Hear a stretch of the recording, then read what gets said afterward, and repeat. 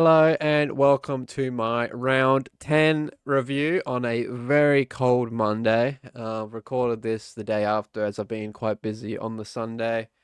And as you can see right there, it was quite an average round. Again, we aren't making enough progress in the ranks. We keep falling each week by 1,000. This week is almost 2,000 falling in rank, which is not good enough. We're supposed to be climbing at this stage. This is where the good teams outlast the bad teams. 2,229, which is quite average, but it's for multiple reasons, and I've got some real problems. So there's some things to sort out. I'll just go through them all. So Sheasel 77 is a real. It's not good. Sheasel, I think he was playing in midfield a bit. He's had not much contested possessions once again, which really showed in his score. He's going down in price now. One of the only defenders that you can give a mulligan to, though, because he's been around the range of 100 for a while. One move that worked was Sinclair. We brought Sinclair in last week for a 131. I think a lot of other people did that as well, so it's not a masterstroke move that I made. And then I've got my other sort of point of difference with Nas, and he's popped out a 63 for me. A big contrast to Sinclair on the same team. And that is when my premiums are performing like that, I'm not going to be climbing any ranks, that's for sure. Roberts 84 is still not great. It's fine, but it's still not great. 75 for Reed, you can't really complain. And then Trainer, I had to roll with Trainer because I made the move for Short because he was out again. So something that I might have to make a move upon this week. But if you look at the other things in my team, there are some other problems I have to amend to this week as well. There's so many problems I've got now. Merit 65 is just so disappointing. I bought him at when he was sort of expensive, but not at the same time. I thought it was a good deal, but he's going to get so cheap for everyone to get him. Everyone and his dog is going to jump on him when he goes down in price, and that's just it's frustrating that we bought him at the wrong time. I got one good score out of him, I think, and that was about it. Everything else has been he's been moved forward when he's been tagged. It's just not a good thing. Dacos 95. He was fine. Very much of a handball merchant at the moment. I think he might be carrying an injury with that pec. But 95 is still okay. Dunkley was another move we made. One of the two moves I made last week were positive. If I had not have made those moves, we would be in trouble. We got 110 from Dunkley, which I'm happy with. Callahan, this is a problem. I think he's dislocated his shoulder. I'm just waiting for the timeline of his injury, but that's definitely something that I'm going to have to move on this week. I have early plans for what I'm going to do.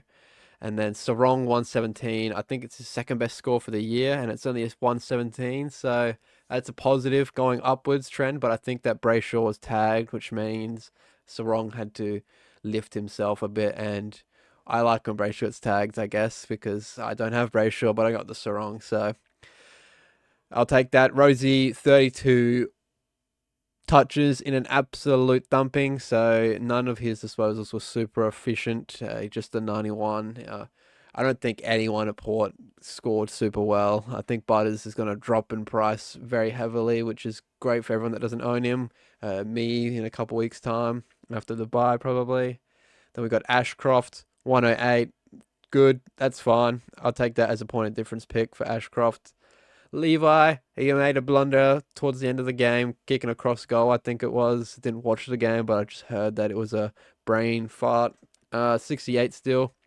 I saw him slowly creeping at the start. He started really slow. I think at halftime he had 30 or something, and it looked like he needed a break. But he climbed up to the 68, which is still fine by rookie standards, but we might have to sell at a high soon because he's almost at that 400,000 mark. Jerry, my savior, once again. Big thank you, Jerry. Big boy Jerry. 150.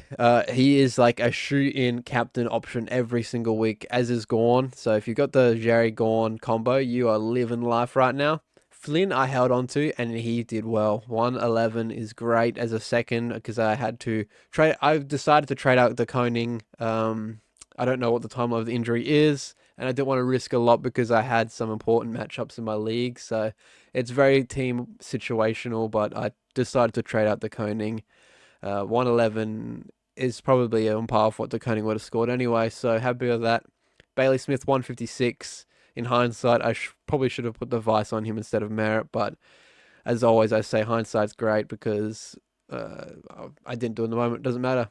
Ranking 90 could have been massive if he kicked a couple goals. 90 is fine, all things considered. I think he had two out of bounds in the full set shots, so that's okay. And then McRae is becoming a real problem. I know that like everyone has him, but he's out of these recent weeks, we've got a 70, a 104, that's fine. 77, you don't like that. Then he has this massive 160 score, comes back out again, 79, and then a 77. So it is like almost F6 territory. We're talking about McRae. If you're looking to hold on to him, I think that holding on to him will be a safe play because everyone has him. But if you're really looking to make up some moves, maybe a sneaky Jack McRae move will, towards the end of the year, will win you over in some of your league matchups. Marich 85. He didn't get a lot of the ball this time. I think it was only 22 touches. Still, it was a grindy game, so 85 is fine for Marich, I think. Horn Francis, another problem. I've seen the timeline. It came out just like 15 minutes ago. Horn Francis out for 4 weeks with a hamstring, so that is going to be a move I've got to make. I'm not holding for that long, and I don't think anyone can even consider it unless you're really on the edge with trades and you want to save them for the rest of the year. But I'm fine to use trades early to upgrade my team as quick as possible and then save like 5 for injuries throughout the rest of the year. Then we got Caleb Daniel, 97.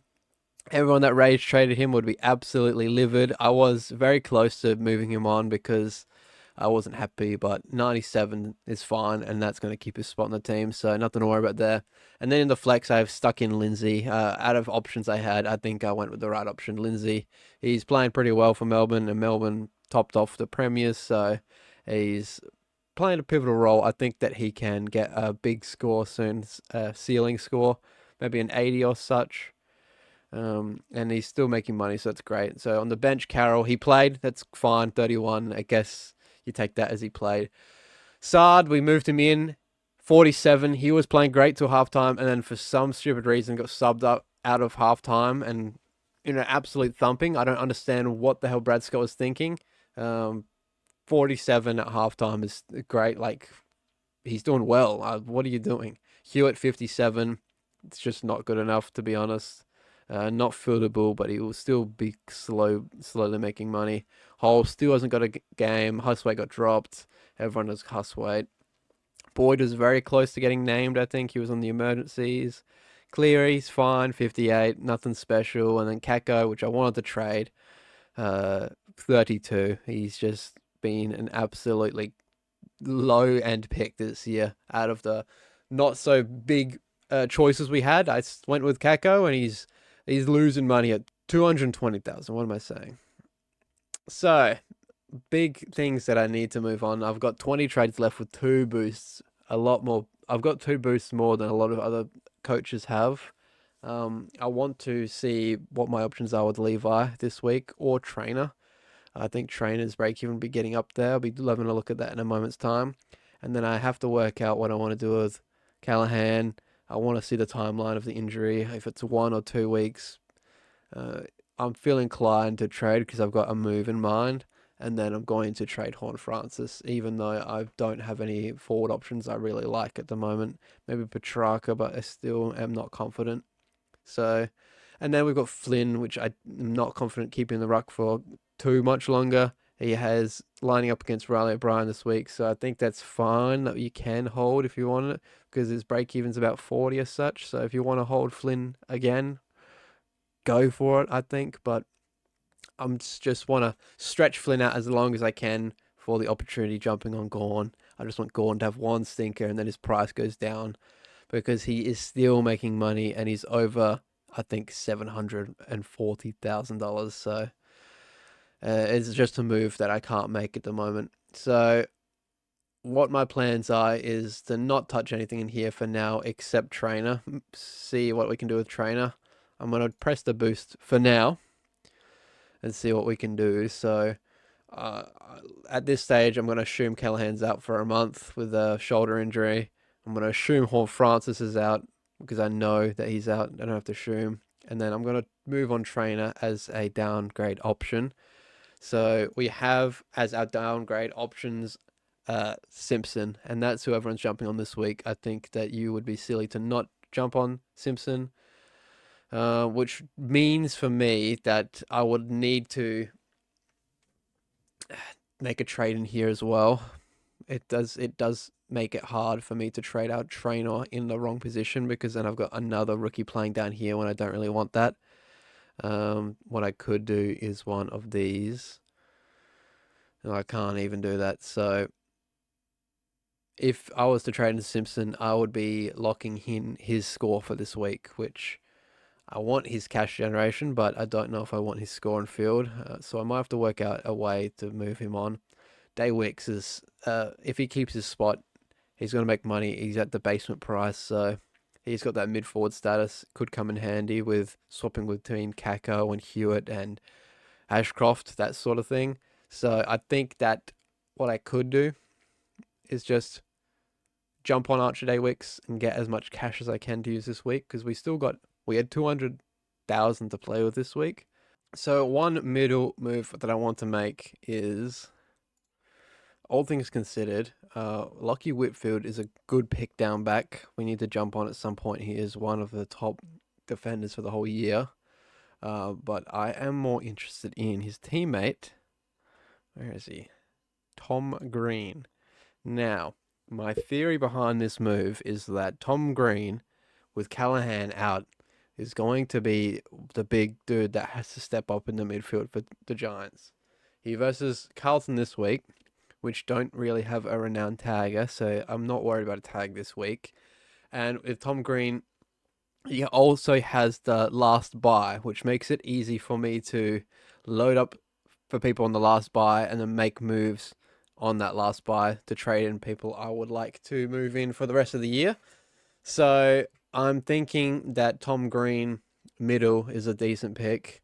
I'm really tempted to swap Levi down and then get another big boy in the midfield. Now, the man up top, I really want, but is he going to get cheaper? Because I just don't see him going down in price for a while. Well, then he's got a break even of 157, so that is quite the task. He is going to go down to about this range, I'd say, here. And the Butters, if we can hold off a couple weeks, I'm sure his break even is massive. 206, so he's going to be losing money and quickly after that 53.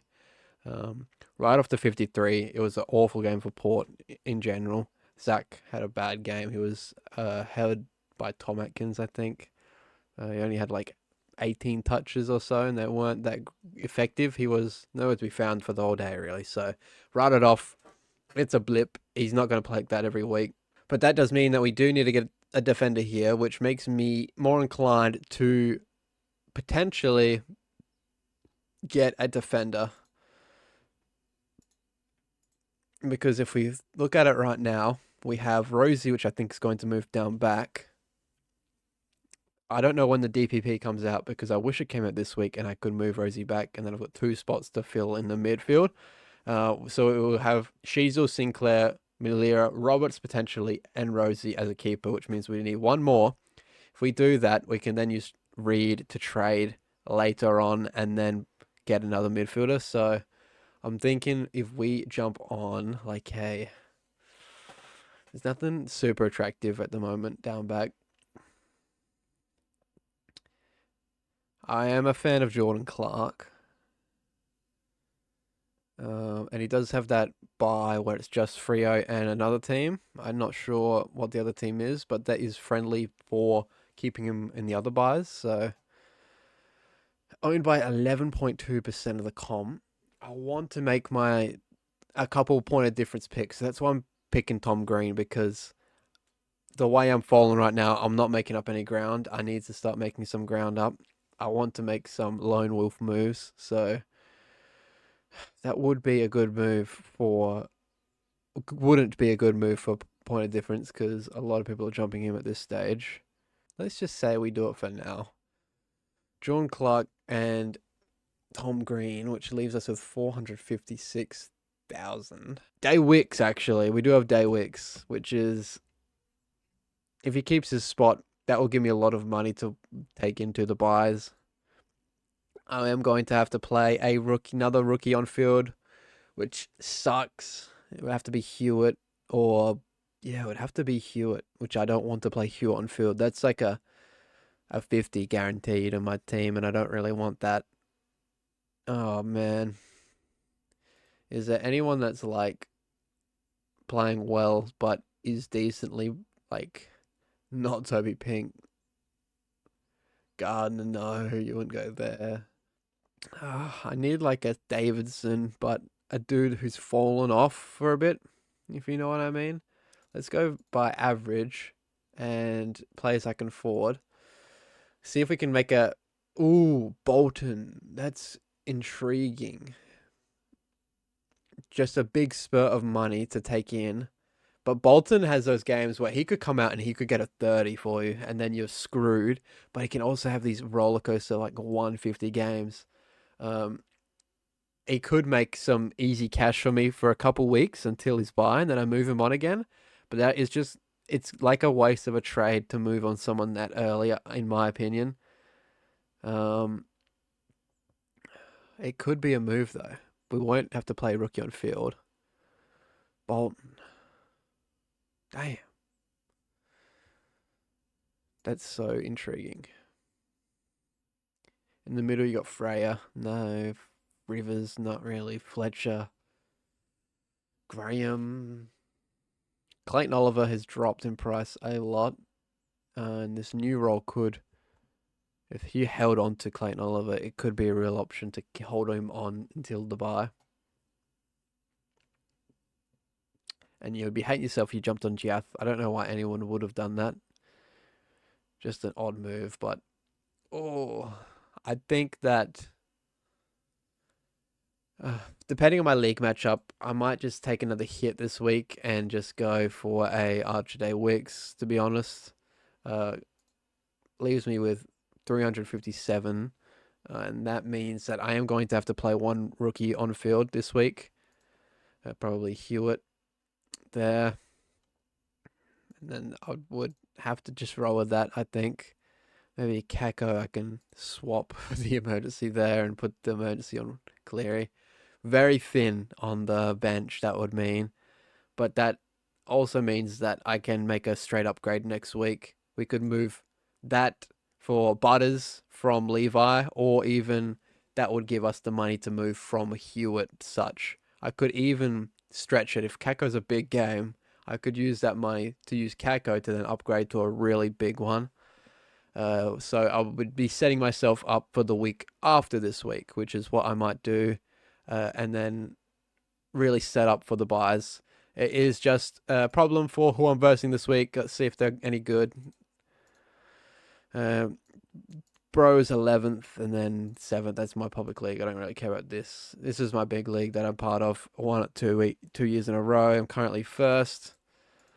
11th. I think I might just roll with that.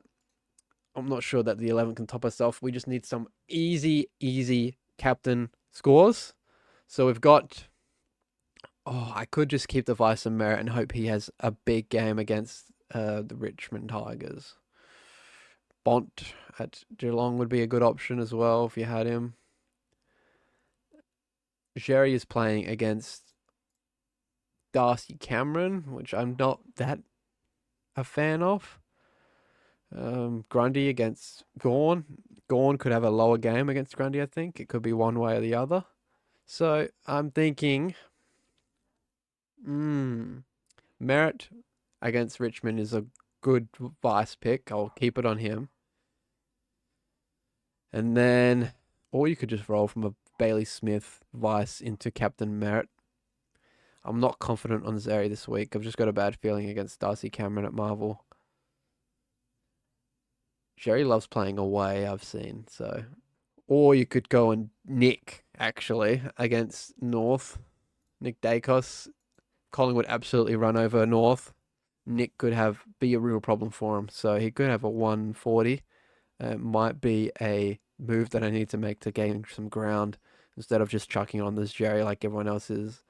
I'll see what my matchups are doing on the day. So I will change if necessary. But that's what I might roll with. Something a little bit different this week because we need to start making some ground up. We are falling behind, and I need to start planning for buys better because Flynn's got to go soon.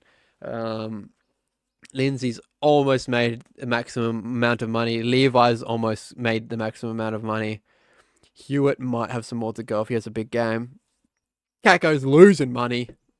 Sard might not get another game, or it might be another sub game, which might mean even losing money at this price, which is ridiculous.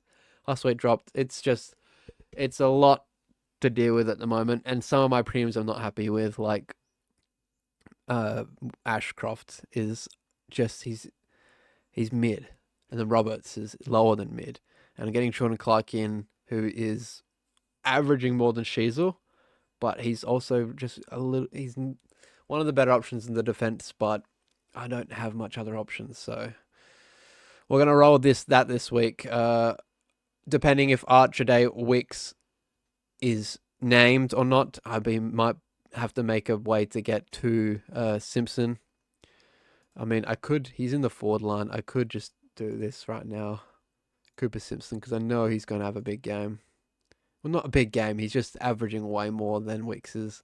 I'll decide on the day depending on the team sheet. So let's just roll with that for now, which means I am limited on the trades from here to here. So we'll figure it out. Thank you for watching. And as always, go the power, unfortunately.